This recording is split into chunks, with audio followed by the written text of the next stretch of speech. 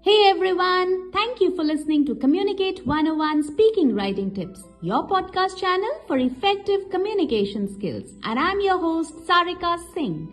On this podcast, I talk to you about becoming an effective communicator in life, be it branding, communications, how to pitch to clients, creative writing skills, how to speak, when to speak, tips to avoid and handle those goof-ups, how to break the ice and start conversations, and everything around this topic that walks through my mind. This episode begins. You may find it hard to believe, but I'm still best friends with my childhood best friend, Subi. We live in different parts of the world. We're in different professions. We live completely unrelated lives. We often have hibernation episodes where we don't talk to each other for months because we don't get to talk as much as we would like to. Yet, we're there by each other whenever the other one needs, and we reconnect exactly from the point where we left months ago, as if we've been communicating all along. Do you know why? Because of one factor, and that is trust. If you look back personally on any relationship that you've had over a long course of time, whether it's professional, personal, or even romantic, I guarantee that one of the key traits of that relationship will be trust. Ishpreet Kochar writes to me from Chandigarh. Dear Sarika, no matter what I do for them, people find it difficult to trust me. They feel she must be having some hidden agenda. It really hurts. How do I sound more trustworthy? Deepak Shah writes from Ahmedabad. I'm joining a new company. No friends there. Sarika, can you suggest how I gain trust from my colleagues and seniors? You're really not alone, Ishpreet and Deepak, and there's help at hand. Most of us struggle with trust issues. As in, we find it difficult to make people trust us. And we also find it difficult to trust people. How do you make people trust you? And what to not do so that people start trusting you? Is what this particular episode is all about. Because let's face it, trust is the spine of good communication. And definitely, we all need that strong backbone. Today, I'll share 3 things. 2 are master strategies to make anyone, just anyone trust you. And the third one is a strategy to never engage in. Because it shows you're unreliable, it shows don't trust me, and it can turn friends into foes. At the end of the episode, I'll also share a bonus tip. It's like a dessert of a tip after a hearty meal. I'm sure you'll relish this wholesome meal of good, relatable content in this episode of your favorite communication skills podcast, Communicate 101 Speaking Writing Tips. Imagine going to an address without using a map, or more traditionally these days, without using a Google map. You're lost, right? Same as with talking. If you don't know who you're talking to, chances are they will not understand you. In a pretty similar way, the more you know them or about them, it's easier to speak in a way that matters to them. So what's the end result? Better communication, right? Better and more effective communication. So without much ado, let's learn how to become more trustworthy and reliable so that our personal and professional relationships improve drastically and we make all those lasting friendships we always dreamt of. Let's roll.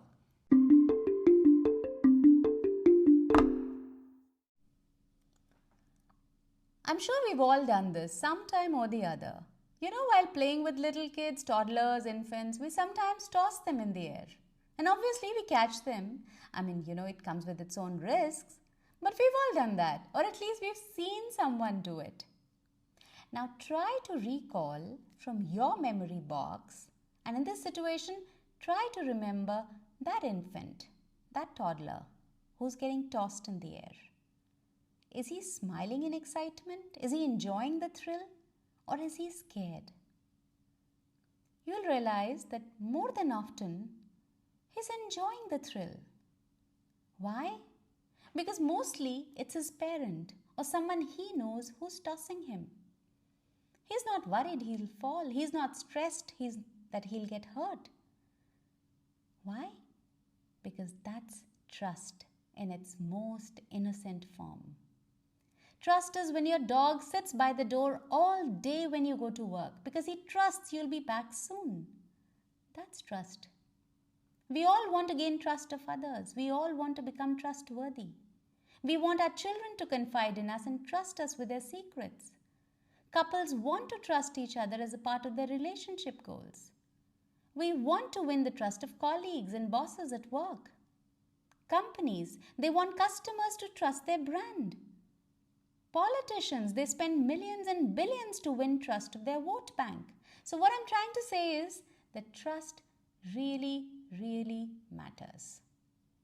Unintentionally, many times, we engage in habits, we engage in modes of communication which give people the opposite impression.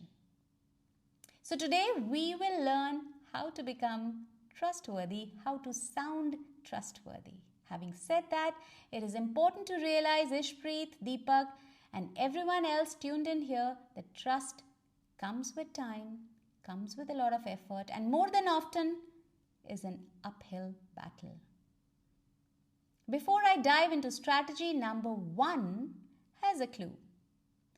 People believe you when they see your reaction to things. Imagine Shah Rukh Khan walking into a room, just walking in, not doing anything, just walking in. He exudes positive energy. Why? Because he loves his work, which is entertainment. He's always super excited about entertaining everyone. He's super enthusiastic, and that's pretty infectious. Such people grab everyone's attention and keep it.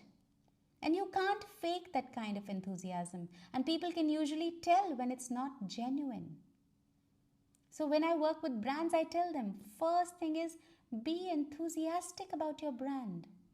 Whatever you're offering, your product, your service, be enthusiastic about it.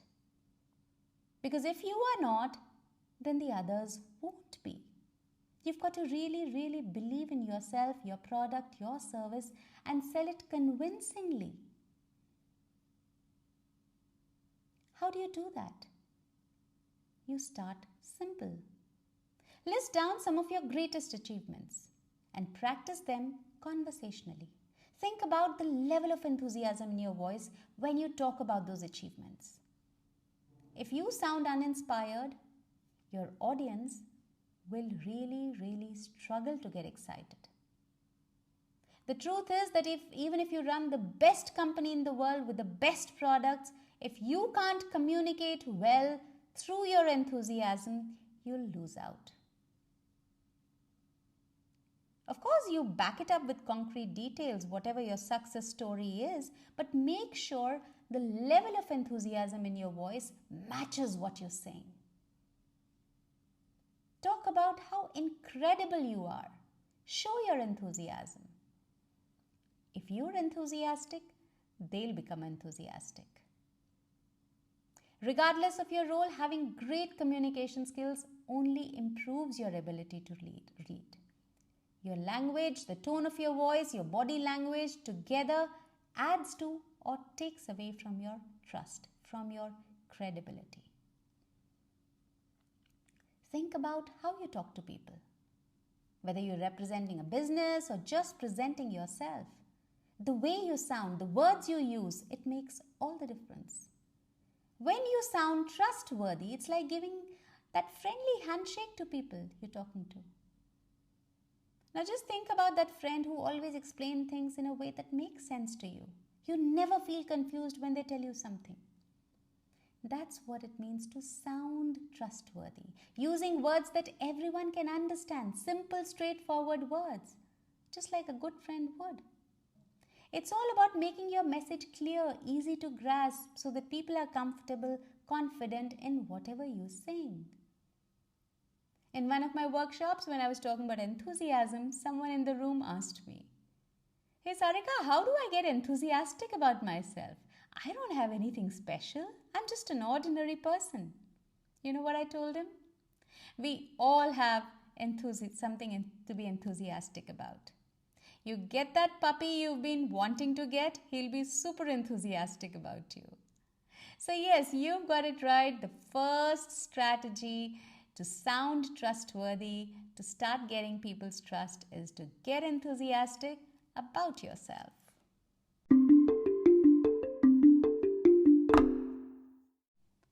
The first people in recorded history to study human voice were ancient Greeks.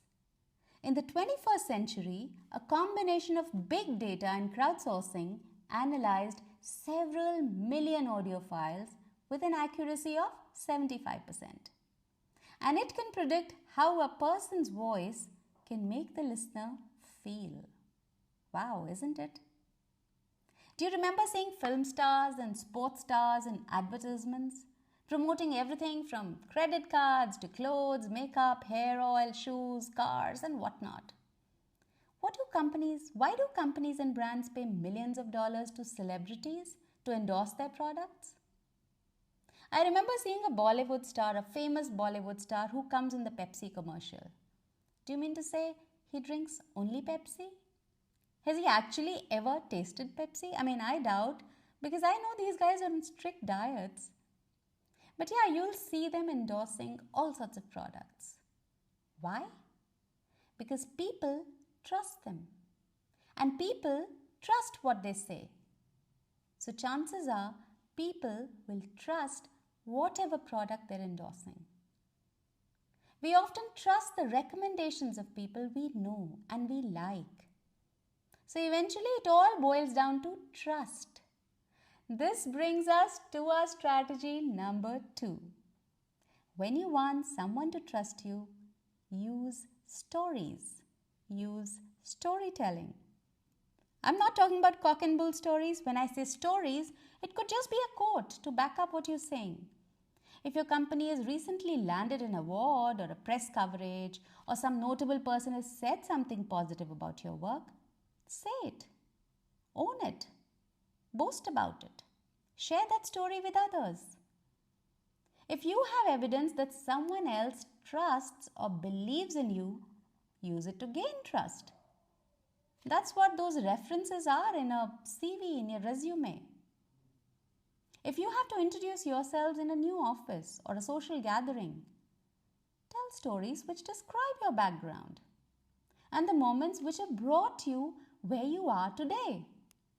When you're introducing yourself, frame your experience as a story and include all those vivid details, all those that are going to draw people in like magnets.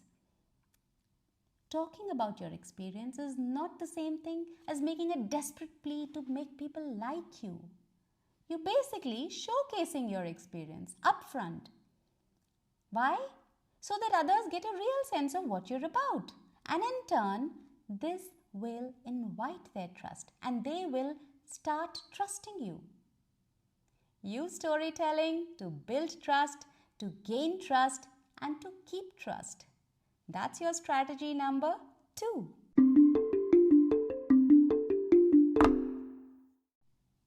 While it's important to know what to do, it's even more important to know what not to do. You need to be careful about 2 things: what you say and how you say. So yes, words matter. They're like musical instruments and they play melodious music that can build trust. But there are certain words which must be removed from your vocab because they can have huge impact on your credibility. So when you use phrases like, kind of, sort of, these are bad phrases. These are a complete no-no if you want to build trust. Because these phrases can downplay your message. Make sure your words match your beliefs, your intentions. When you say something like, our team is like it's sort of one of the best in the field. See how the message went? It was a weak message. It's as good as saying you're not fully confident in what you're saying. You're not so confident about your team. So, stay away from phrases like, kind of, sort of, like. The other words you need to get rid of are the filler words. Filler words are those little words that we throw in, when we're speaking. Those even sorry. That can make you sound unsure, hesitant, even if you're not. So why use it? Right? If you're struggling with filler words when you speak, make sure you listen to my episode titled How to Kill the Filler Words. There are lots of handy tricks to learn there. So once you've mastered the words you use, you need to pay attention to one more thing, which is the non-verbal cues, the hidden messages you are giving to people around you, your audience. So if you're fidgeting, say you're avoiding eye contact, when you're talking about how amazing your test result was, you're making it so hard for people to trust you. Do you even know that? Because when we're nervous, when we're excited, our bodies often shrink. We don't expand them. You might notice you're crossing your arms or you're slouching. You're unintentionally apologizing. You're unknowingly downplaying things just with your body language. Got to be careful with that. Just like a marathon runner needs to practice and prepare to run his best race, building trust also takes time and work. But it's totally worth it. When you're truthful, when you're open, people pay attention to what you're saying. And they feel a connection growing. So use your words in a positive way, speak with kindness and honesty, make friends, grow your network, gain that trust and loyalty of customers.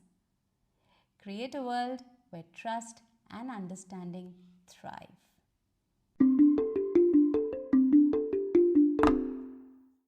Before I end this episode, it's time for that bonus tip. So, here it comes. Alright, picture this. You're trying to win someone over, maybe your new girlfriend or boyfriend, and they seem a bit hesitant. You're guessing why. Is it your looks? Is it your social status? But later you find out it's because of your accent. Funnily enough, people tend to trust voices that sound like their own. Funny, isn't it?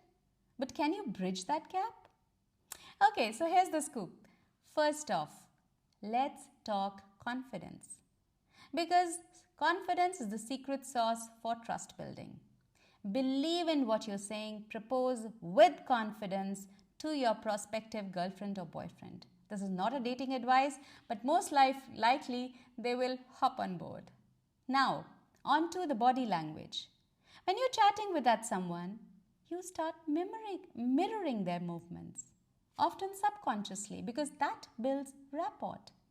So if they're sitting with their legs or their hands, crossed, or they're leaning forward, you unintentionally try doing the same. Hello. If they switch it up, just give it a minute or two before you follow suit. Don't just copy immediately. They'll catch you. Coming back to the accent part, here's the kicker. Don't stress about changing your voice. Seriously, just be yourself. Sure, be mindful of how others might perceive you, but don't lose sight of who you are. If he or she is meant for you and you genuinely feel for them, trust me, trust will flow in. You've got this. I hope Ishpreet and Deepak, I've answered your questions. If any one of you tuned in here has a communication challenge that you want answered and you believe that many others are facing it as well, message me on my Insta handle, which is communication_coaching, or write to me at info@sarikasingh.in.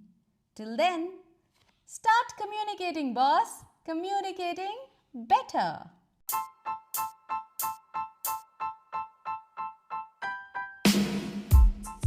Thank you for listening to this episode of Communicate 101 Speaking Writing Tips with Sarika Singh.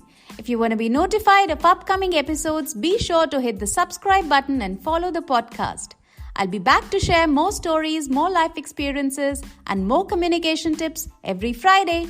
If you want to reach me or connect with me, just put your comments in the comment box below or mail me at info@sarikasingh.in. I know you're going to rate and review this podcast, so a big thank you in advance. Stay tuned and think about what we talked today.